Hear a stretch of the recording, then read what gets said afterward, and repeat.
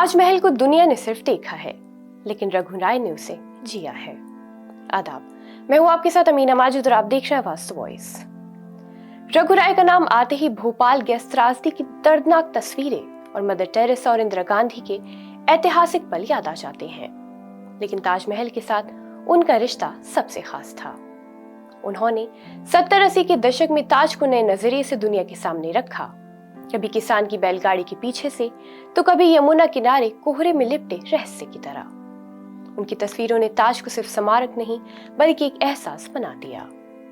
उन्होंने frontline magazine के लिए द ताज सीरीज बनाई और बाद में ताजमहल पर एक किताब भी पब्लिश की, जो आज भी बेहद कीमती मानी जाती है।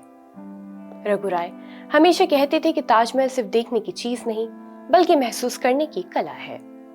उनकी नजरों में सफेद संगमरमर कोई इमारत नहीं बल्कि धड़कता हुआ एहसास था। कैमरे के जरिए उन्होंने ताज को इस तरह कैद किया कि हर तस्वीर में पत्थर भी बोलने लगे। आज जब वो हमारे बीच नहीं है तो लगता है जैसे ताज ने अपनी सबसे सच्ची नजर खो दी हो।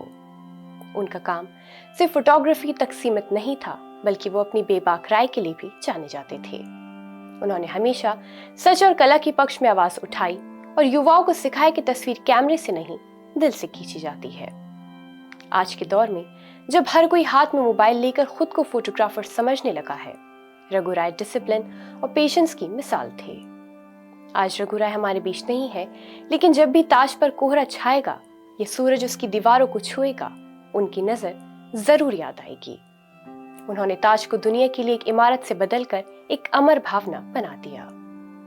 रघु राय का जाना इंडियन जर्नलिज्म और कला जगत के लिए ऐसा शून्य है जिसे कभी नहीं भरा जा सकेगा।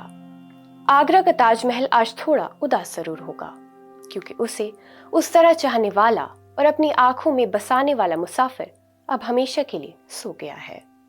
रघु राय चले गए, लेकिन उनकी तस्वीरें और उनका नजरिया हमेशा जिंदा रहेगा।